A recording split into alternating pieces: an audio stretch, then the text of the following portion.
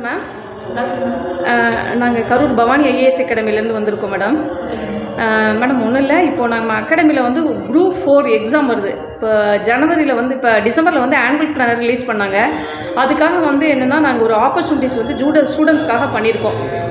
என்ன பண்ணியிருக்கோம் அப்படின்னம்னா, அதாவது கண்டினியூவாக இன்றைக்கி வந்து பார்த்திங்கன்னா 3 இயர்ஸ் 4 இயர்ஸ் 5 இயர்ஸ் இந்த மாதிரி எக்ஸாம் எழுதிட்டு இருக்கிறவங்க வந்து பார்த்திங்கன்னா எனிதிங் கட் ஆஃபில் வந்து மிஸ் பண்ணிடுறாங்க. அப்படிங்கிறதுக்காக நாங்கள் வந்து அவங்களுக்கு ஒரு ஆப்பர்ச்சுனிட்டிஸ், அதாவது எக்ஸாம் குரூப் 4ஓட மாடல் எக்ஸாம் கண்டக்ட் பண்ணுறோம்.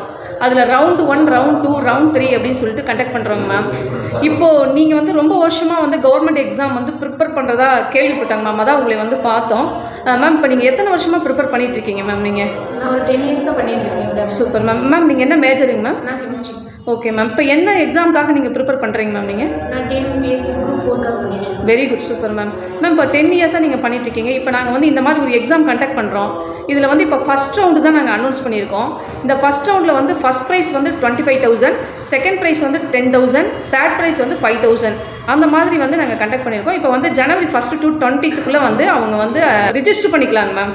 அதுக்கப்புறம் வந்து பார்த்தீங்கன்னா பிப்ரவரி 24 வந்து அந்த எக்ஸாம் கண்டக்ட் பண்ணுறோம் நாங்கள்.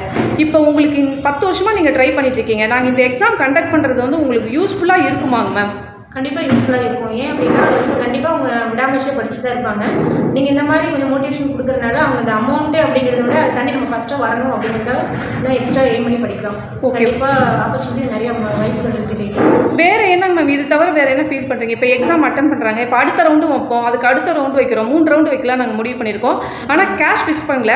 ஃபஸ்ட் ரவுண்டுக்கு மட்டும் கேஷ் வந்து நாங்கள் ஃபிக்ஸ் பண்ணியிருக்கோம். நாங்கள் இப்போ வந்து அடுத்தடுத்த ரவுண்டு வந்து அவங்க விடாமல் அடிக்கணும் அப்படின்றதுக்காக தான் இந்த ரவுண்டே நாங்கள் ஃபிக்ஸ் பண்ணியிருக்கோம். இப்போ கேஷ்காக போகிறாங்க அப்படிங்கிறத விட வந்து அடுத்தது இதில் அவங்க என்ன மேம் லேர்ன் பண்ணிக்க முடியும்? இப்போ எக்ஸாம் அட்டன் பண்ணுறது என்ன லேர்ன் பண்ணிக்க முடியும்? அவங்க கேஷ்காக படிக்கிறாங்க இல்லையோ கண்டிப்பாக அவங்க ஜெயிக்கணுன்றதை ஃபஸ்ட்டு படிப்பாங்க. நீங்கள் இருந்து உங்களுடைய மோட்டிவேஷனுக்காக கொடுக்குறீங்க, அது ஒரு சப்போர்ட்டிவாக எடுத்துகிட்டு பண்ணுவாங்க.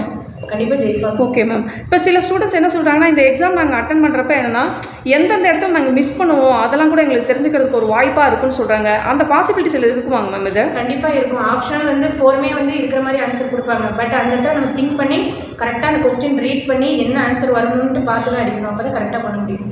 Okay ma'am. Okay ma'am. ஈஸியாக இருக்கும், ஆன்சர் எல்லாமே சேமாக இருக்க மாதிரி இருக்கும். ஆனால் அந்த இடத்துல வந்து கரெக்டாக பண்ணால் தான் பண்ண முடியும். Okay ma'am, thank you ma'am. இப்போ கண்டிப்பாக வந்து நீங்கள் ரிஜிஸ்டர் பண்ணிக்கோங்க மேம். எங்கள் எக்ஸாம் அட்டன் பண்ணுங்கள், 3 ரவுண்ட்லேயும் வாங்க, வின் பண்ணோம். All the best ma'am. Thank you ma'am. Thank you so much ma'am.